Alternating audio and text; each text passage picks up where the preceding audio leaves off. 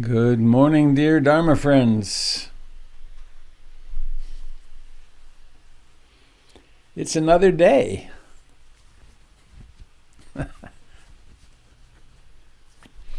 What a lovely way to begin a day, by being with you like this.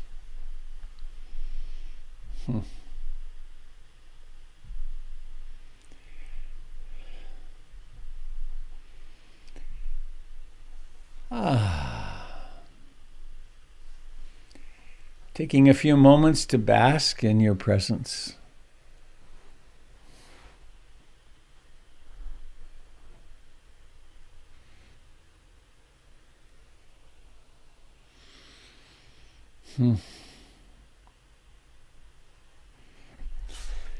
Orienting to the date, November the 30th, 2020, in the midst of a vast COVID expansion. I hope you're all being careful again, or still. I am.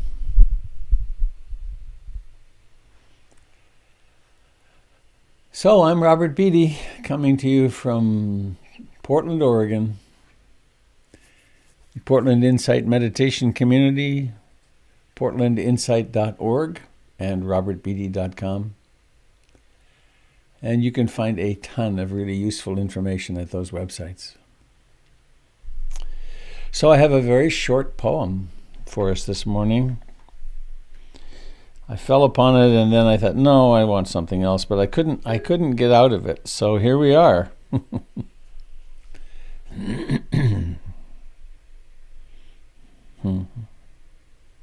It's Michael White from his book, Where Many Rivers Meet.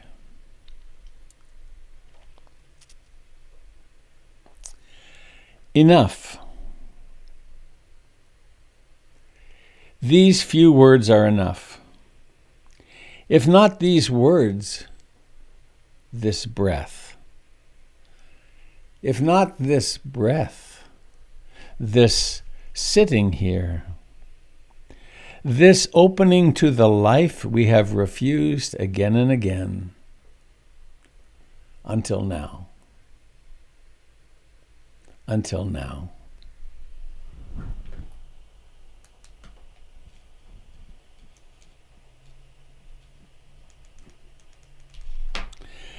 Enough. These few words are enough. If not these words, this breath. If not this breath, this sitting here, this opening to the life we have refused again and again until now. Until now.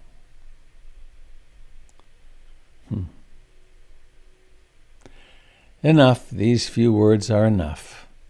If not these words, this breath, if not this breath, this sitting here, this opening to the life we have refused again and again.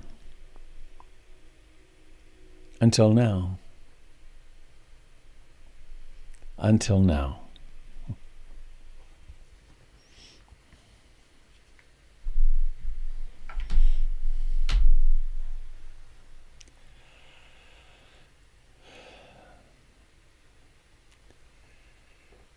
Meditation of this kind is not for the faint of heart.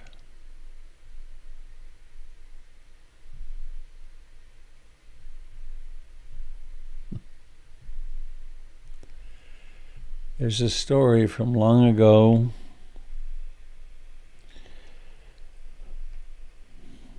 When would it be? The 70s, I guess. Chogyam Trungpa was just beginning the Naropa Institute. Jack Kornfield and Joseph Goldstein were teaching there. It was before the founding of IMS. And he is said to have entered a room with several hundred young people.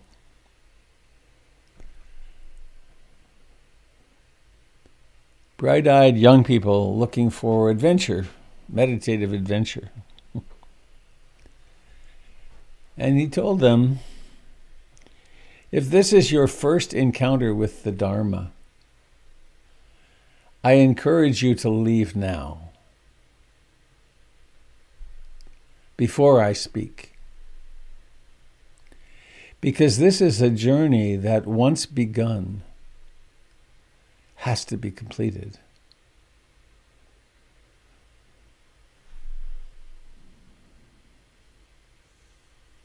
So when we awaken to everything. We awaken to the extraordinary beauty of the world and its profound ugliness, and its peacefulness and its violence, its love and its hatred. We open to it all.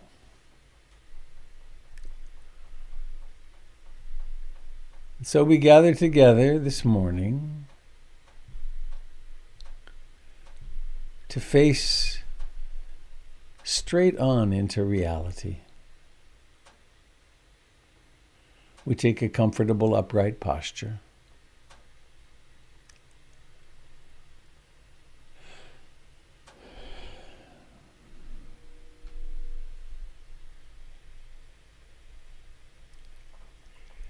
These few words are enough. If not these words, this breath.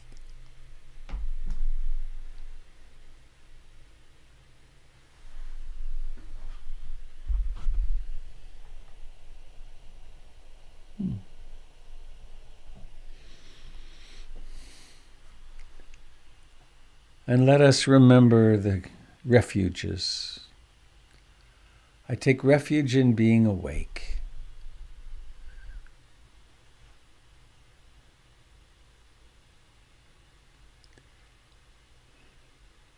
It's very different from I take refuge in consumption or money or power or pleasure or children or relationship. I take refuge in the Dharma, in the truth of Anicca, Dukkha, Anatta. I take refuge in the Sangha, the community of practice. Our gathering together of friends, and the community of all life.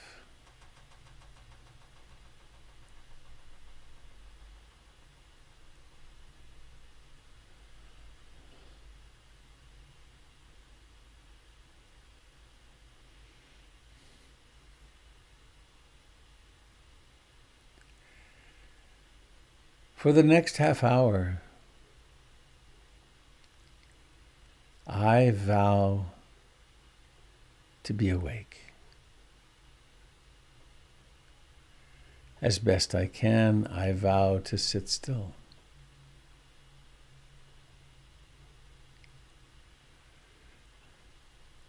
To become that which is aware. That which observes what's happening.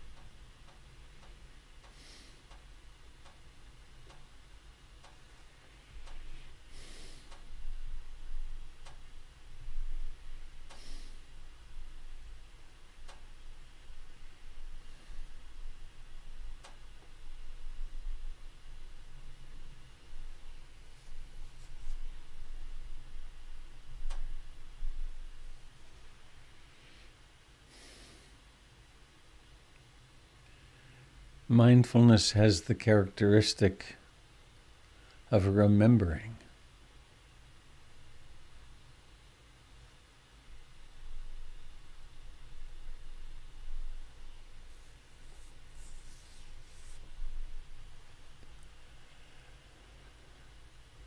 Of coming home to oneself.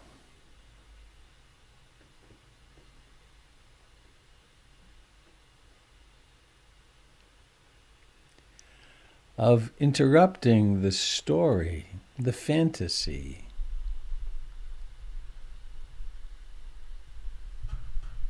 Where there is a self commenting on this and that, commenting on itself.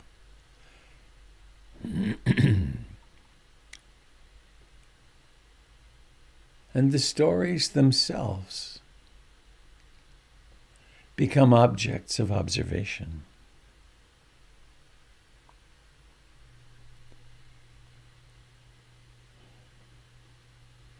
And we move increasingly, we awaken increasingly in freedom.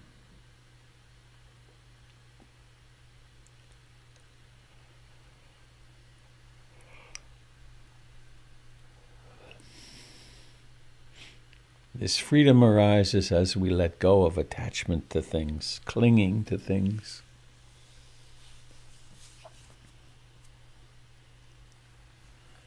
Thoughts arise and we let them go, we let them be. The 5 hindrances arise and we let them be. We observe their origination and their dissolution.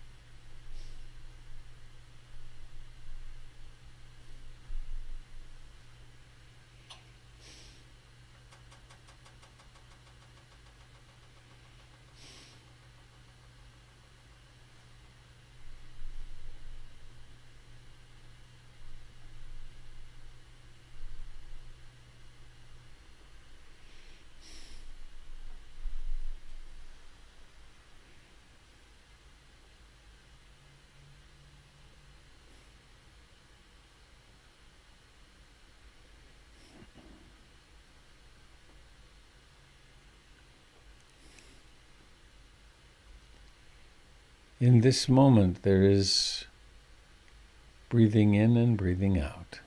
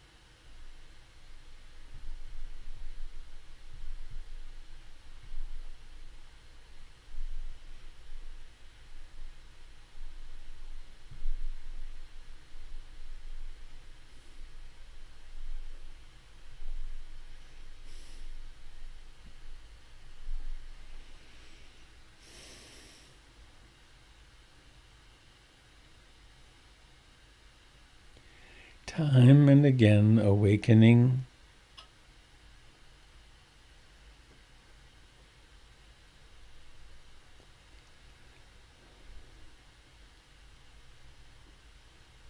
awakening to presence, to knowing,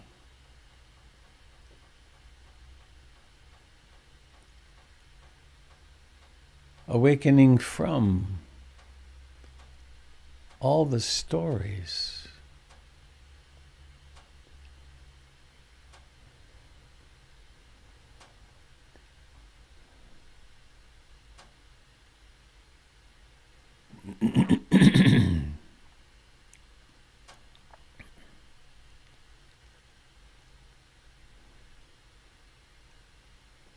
This moment, this breath, this body,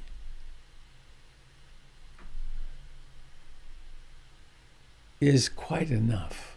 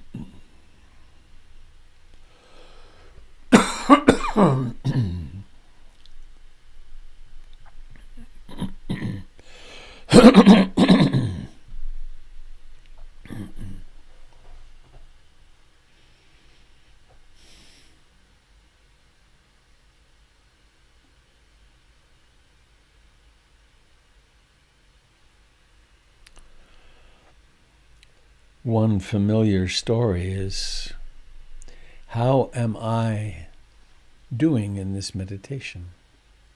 Am I meditating well or badly?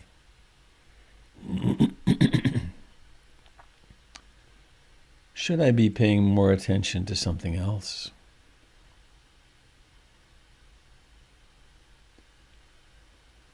Perhaps I should be doing loving kindness practice, or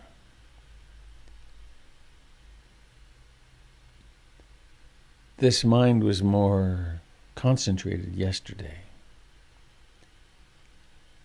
I wonder if I ate the wrong thing.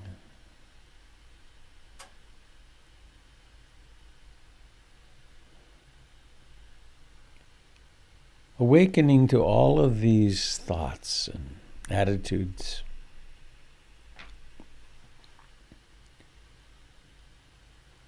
This breath is enough. This body is enough. Just being here is enough.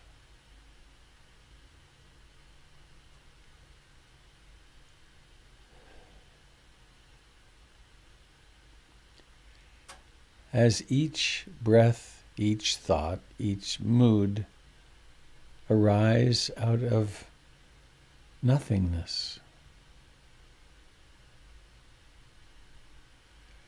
and disappear in the same way.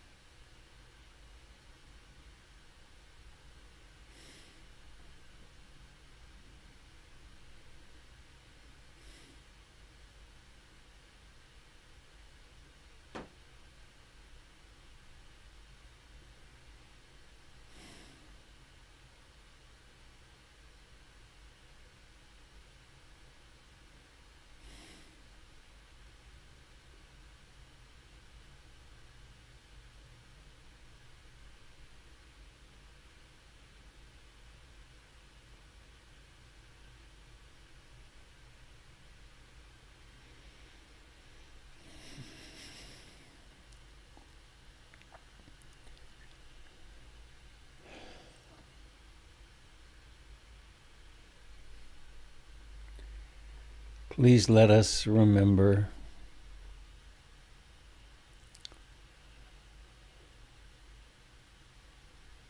to invoke metta, karuna, love and compassion.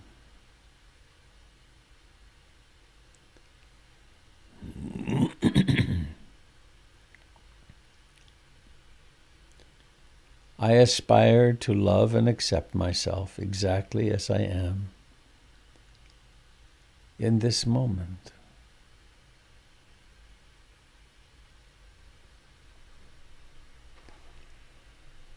No matter how pleasant or unpleasant this moment is, I aspire to accept it on its own terms.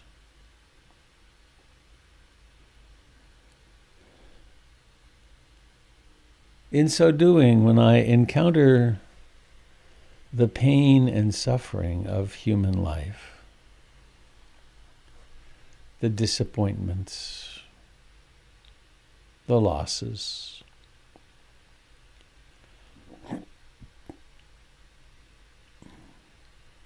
I intend to hold myself in sweet, gentle compassion.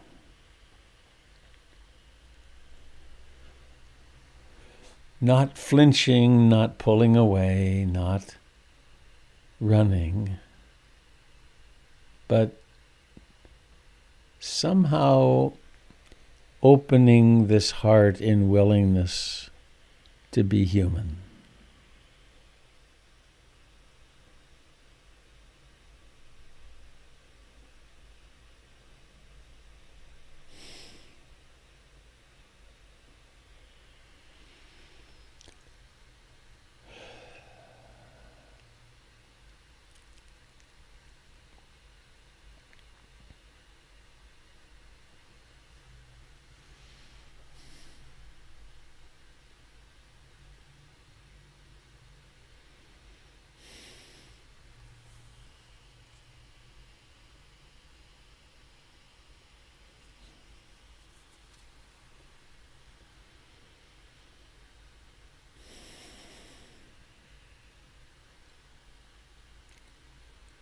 And as I know this is what I really want, so it is true that everyone else that's gathered in this Zoom meeting wants the same thing.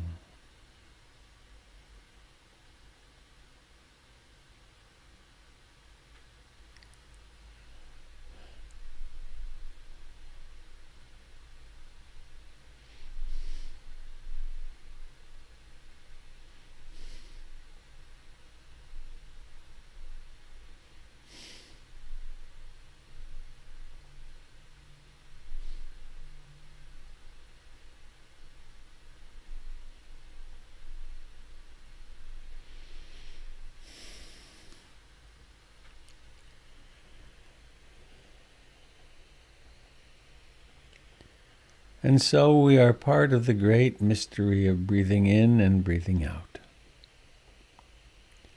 of beginnings and endings, of birth and death.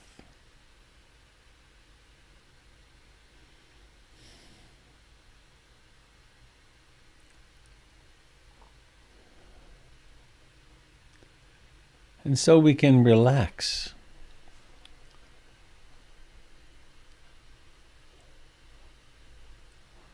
With every breath, relaxing more and more.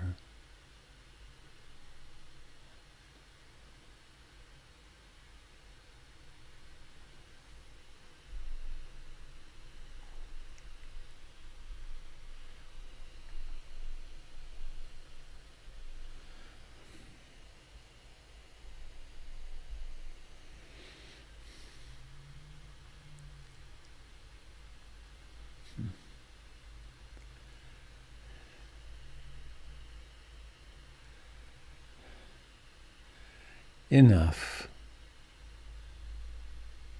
These few words are enough. If not these words, this breath. if not this breath, this sitting here. This opening to the life we have refused again and again. Until now. Until now.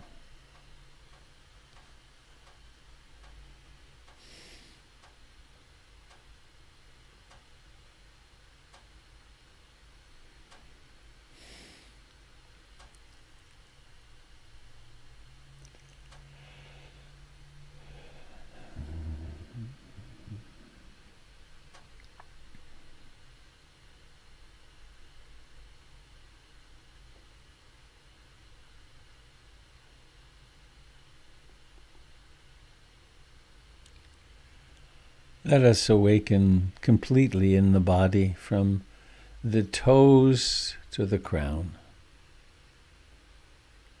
Everywhere in between is alive.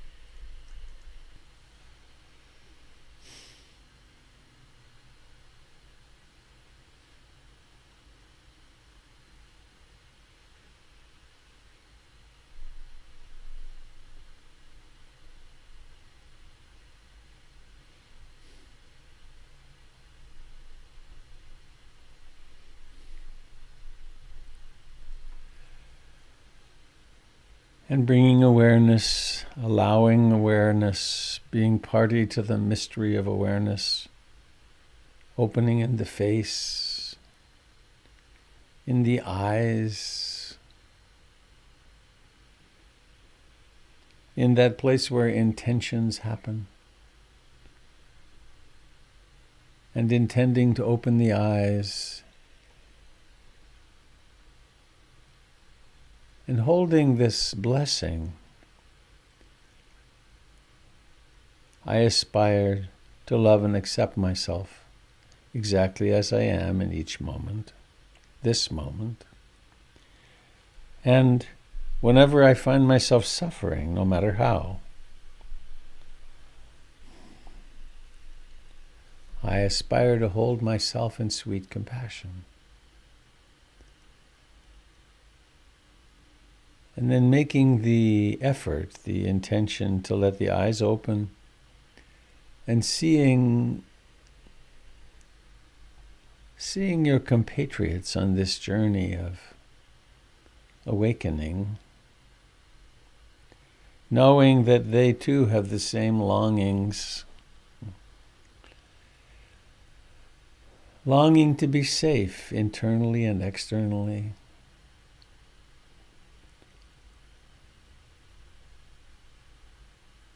longing to not be so afraid.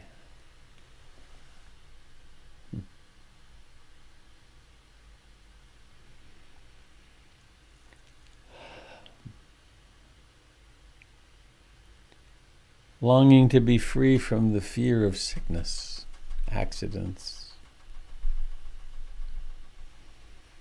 from our loved ones being sick or having accidents.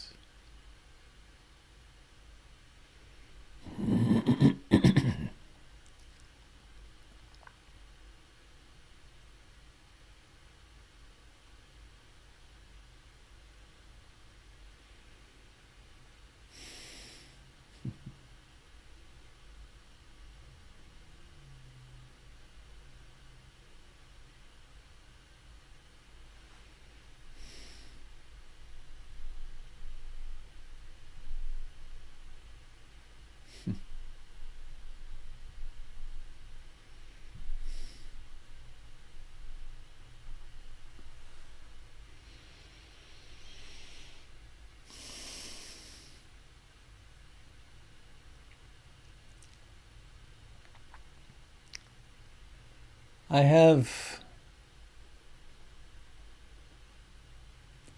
several announcements. Some of them you're very familiar with.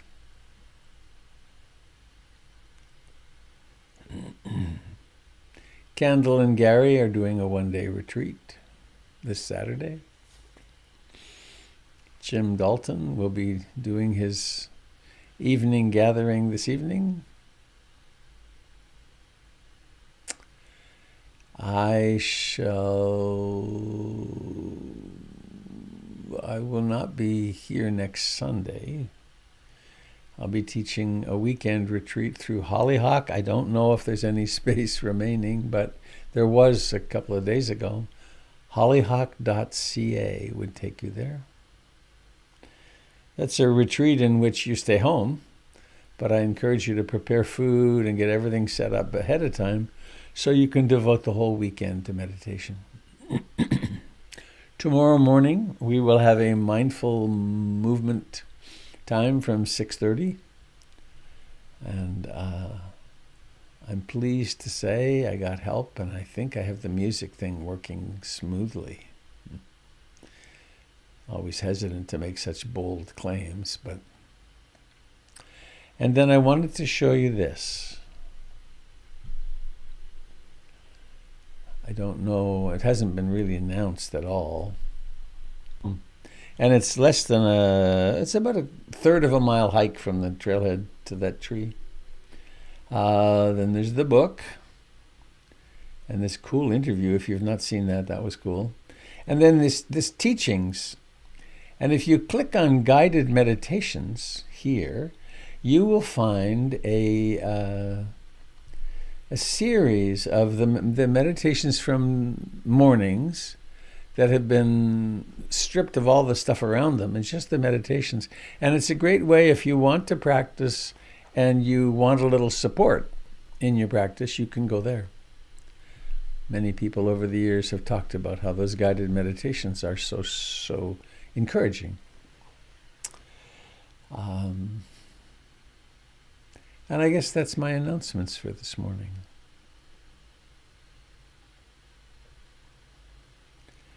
Perhaps there's never any harm in gratitude. I am so grateful for my little house. It's so comforting.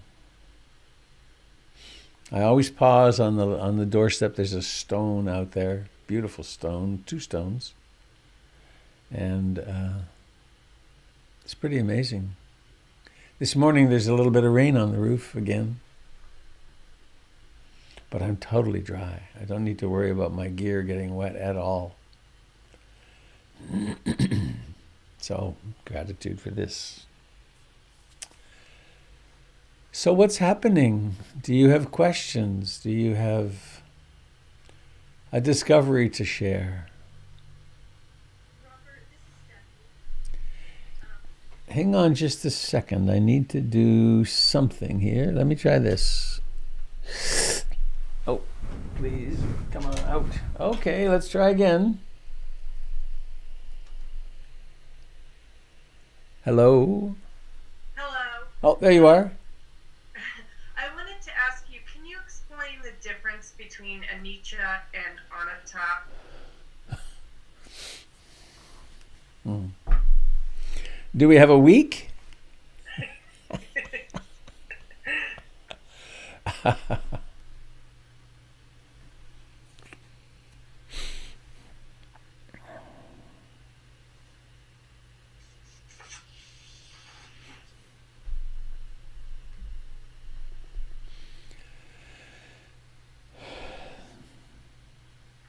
Have you ever tried to untangle a significant amount of wool that's been mixed up with itself, and it's really a tangle? And if you do, and you pull on one spot, you discover that it pulls on a different place. And I think of Anicca, Dukkha, Anatta as they're descriptors of an indescribable experience. But they're a way into the the possibility of the way we can use cognition to point us toward something. If we have the hypotheses, it's another way to think of them. Anicca means not permanent. Is not permanent. Not. So anicca is not permanent. Then you can add to that changing, unpredictable, contingent. Everything on this side of the Big Bang is nothing but change. And so we have this as a concept. I know on the 2-month retreat I did when I was just really getting into my practice, I had an interview with my teacher each day, and his question was always the same. What are you learning about impermanence, unsatisfactoriness, and not self today? And at the end of that retreat, at the end of 2 months, very intensive practice, 14 to 16 hours a day of sitting and walking. And at the end of that month, he asked me the same question. My exit interview was, what did you learn about Anicca, Dukkha, Anatta? And I had learned so much about them. And to walk outside the house where the retreat was, and I remember very distinctly watching a man cutting his lawn. And every step, everything was different. And I saw that for the first time in my life, and the sounds come and then they're gone. And so anicca is one of the characteristics of existence. I'll go across dukkha, which is the unsatisfactoriness, the suffering.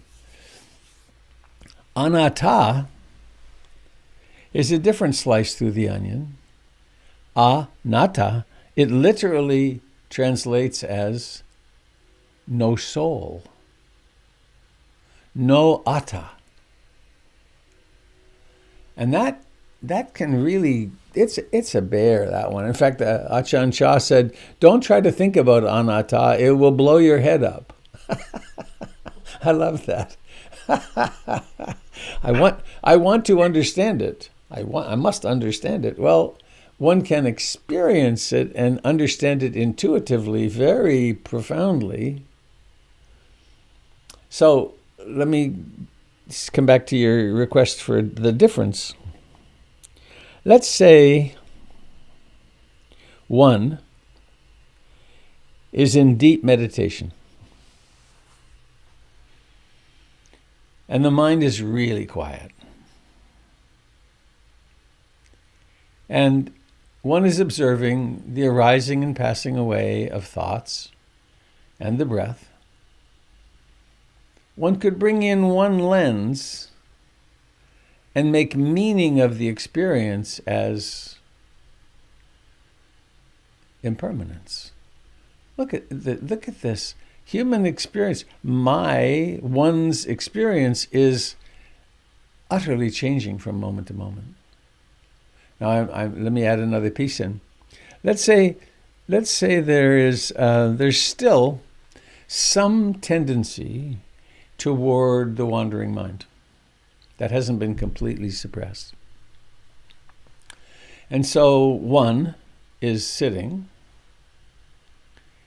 and awareness is very poignant, very precise, very on, effortlessly. And then a thought happens. Did I take out the garbage last night? Or what about this? What about that? What about my child? And there's a capacity of knowing that, and one perceives that through the filter of anicca, and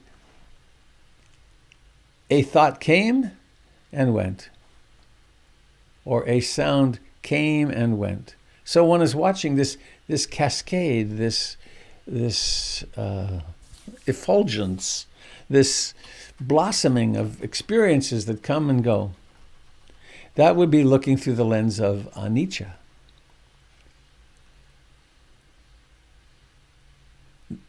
if that same moment or one like it could be lived with the filter of anatta in, it can become irrefutable that these thoughts are not being thought by someone. They are thinking themselves. And so there's a profoundly, deeply held belief in I am the thinker. I think these thoughts. These are my thoughts. These are my intentions. These are my beliefs. These are my experiences. And so there's this extra thing added, which sometimes, as the mind clarifies, and increasingly as the mind clarifies, it's directly observed that there's nobody thinking them. There's just thinking. There's nobody hearing. There's just hearing. And that's anatta. That's a realization of anatta, that there isn't someone at the controls. So there's anicca, and then dukkha, the other central character in the play. Again, let's say it's a very quiet mind. It's a very quiet mind. And then a desire arises. I want this, or I don't want this. That little desire, let's say a thought arises and it's very mildly unpleasant, but there's a sense of disliking it. That disliking is dukkha. It's suffering. And when we learn, it becomes obvious that all day long we're busy liking and disliking something. It's what exhausts us. That's why when people go on retreat, especially longer retreats, oftentimes sleep will diminish to 3 to 4 hours a day, because there's no stress. That liking and disliking gradually becomes less and less and less and less and less. And then the truth of dukkha becomes more and more obvious. I'm thinking of an example of that from quite a while ago. I had just taught a retreat in Nelson, British Columbia. And I had said goodbye to my daughter, Tara, before I went to the retreat, because she was leaving the day that I arrived back. And I'd left the retreat and I was feeling so relaxed and at ease. And I was traveling with my friend Don McEachern. And I got a text from her that the flights were such that if my flight got in on time, and I took the shortcut between the different terminals, we could perhaps meet and have a few moments together before she left. She was going to live with a tribe in the Amazon for 6 months, an anthropology program. And it was so interesting because I was so content. And then the possibility of something happening, a 5-minute encounter, to quote, say goodbye again, that came up, and then the damn plane was late. And then I started watching this suffering started coming in because of a fantasy of something that might happen, and it was sort of humorous. I was sharing it with my friend Don because I went from this moment is really plenty to, oh, I want to see her. And then everything, there was this patina, this dollop of suffering that was there. And only when the mind went to that, because as soon as the mind would stop holding on to that, there'd be no suffering. So that's a longer answer than you probably wanted. But anicca, impermanence; dukkha, suffering, difficult to bear. Ruth Denison said, "Darling, there's always a leak in the canoe." And then anatta, which is really, I think, the jewel at the core of these teachings, which is the relief from having to be somebody. And just one more thing. Knowing these concepts and then seeing them, experiencing them experientially,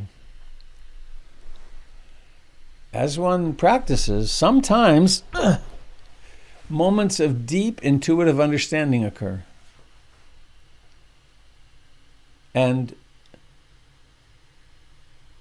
when those moments of profound intuitive understanding happen, there's a tendency for people, for us, to describe them through one of these windows. It's like, and there's, in those moments, there's a sense of awe. And one might hear in a meditation teacher's role, the person say, everything is impermanent. I had no idea.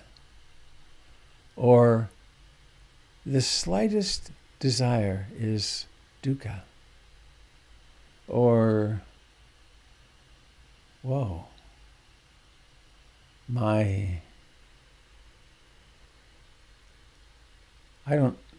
there isn't a self in here. And these are experiences of great comfort, because the tension that we harbor trying to be trying to have a stable mind, right? So I hope that's useful. That was so helpful. Thank you so much. I'm glad. Thank you. Let me read you a poem.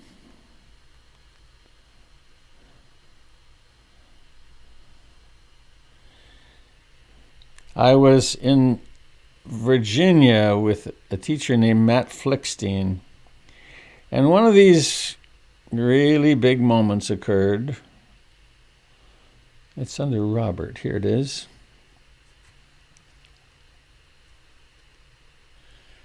The poem is titled "Gravel Grace." There was a gravel road that was a quarter mile long out to the county road from the retreat center.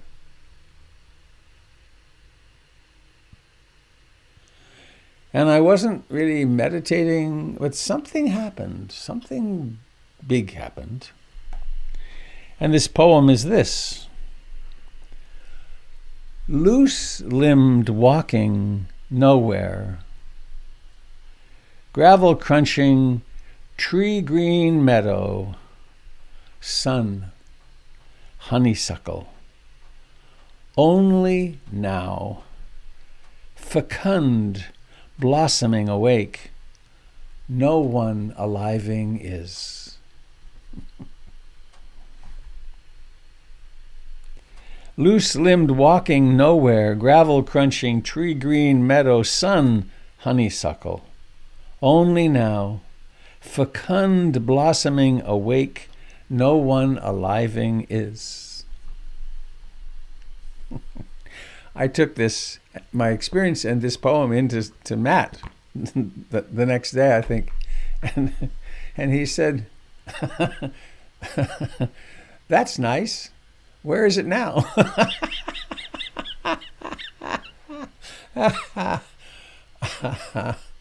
Or don't get attached to that, my friend. So thanks for the question.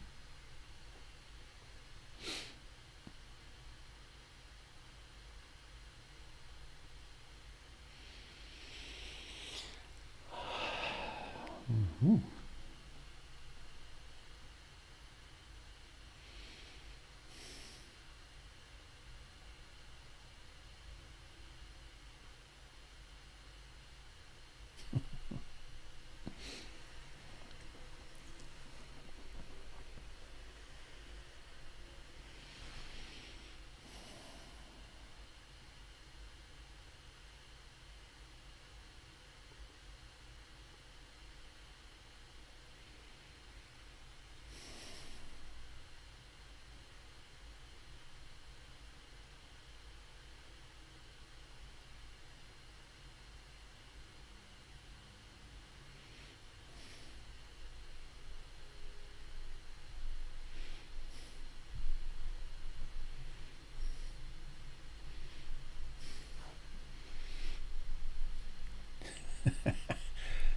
Since it's quiet, let me show you this. It's quite fun.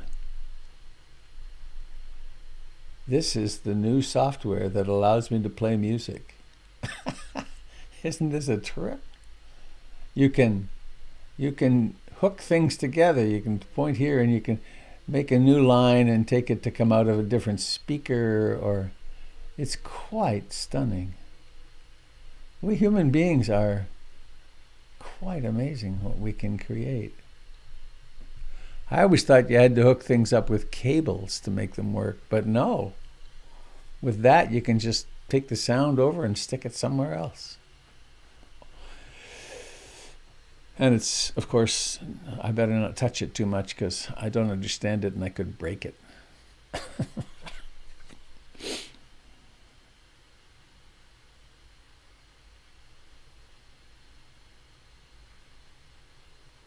thing that's truly mind-blowing about it is it's all just ones and zeros. Yeah.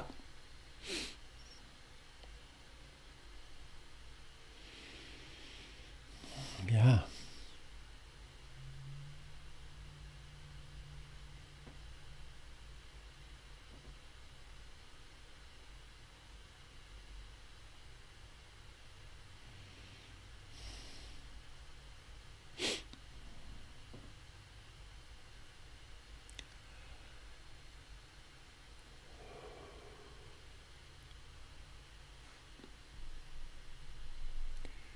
Well, friends, it's a little after 8. Anything else you'd like to ask or share?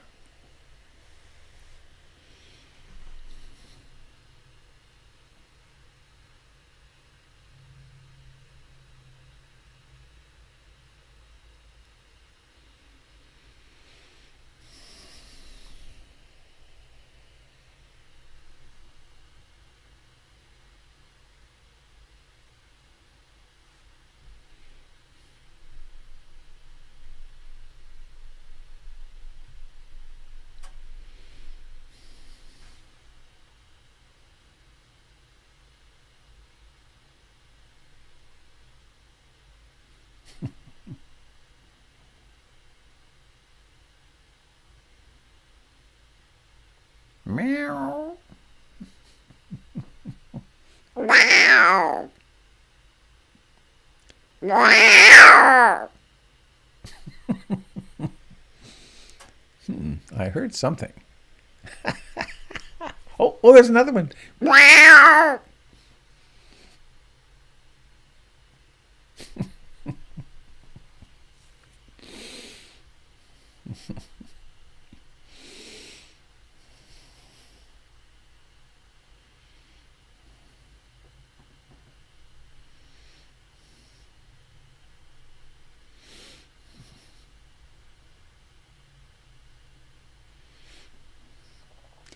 When I was in 7th grade,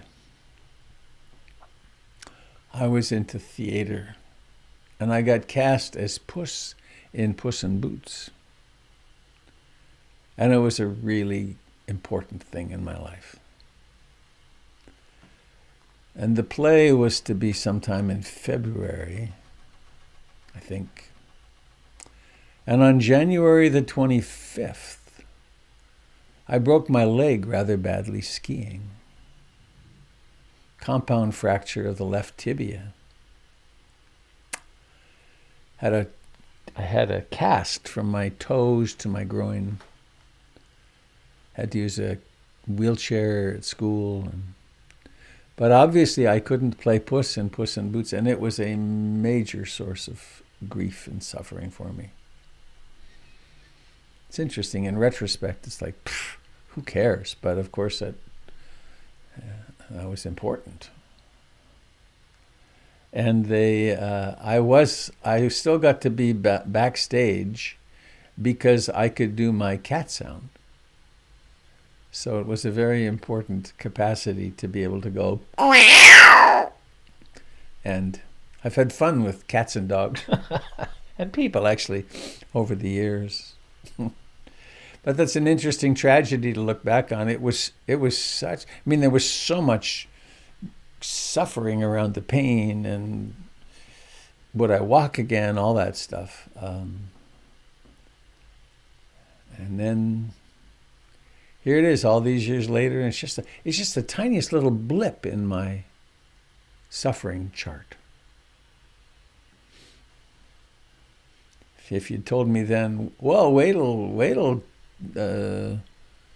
2019 and you'll have an aneurysm and they'll make a 3-inch hole in your forehead and go digging for it for 6 hours, and then you'll be really sick for a while. It would be, that's not real. And even that, now I look back on that and, well, that was an interesting blip. I wonder what's next. How about health and pleasure for a long time? Yeah. All right. Anybody else before we say goodbye for today?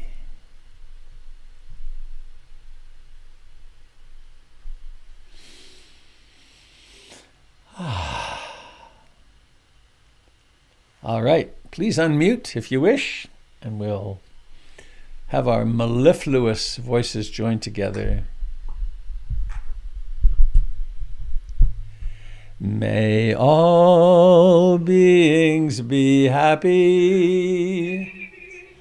May all beings be happy. May all beings be happy. Sadhu, sadhu, sadhu.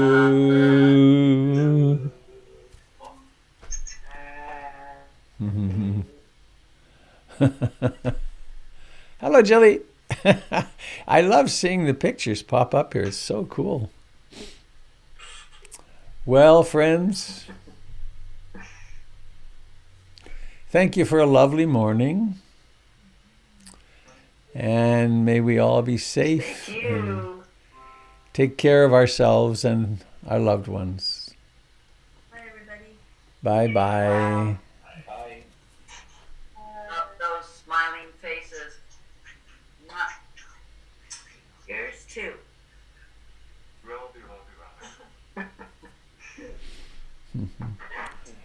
Adios. Mañana. Oh, dance party tomorrow morning. Ah, yes. Yay! Can't wait. Bye-bye. Beautiful full moon.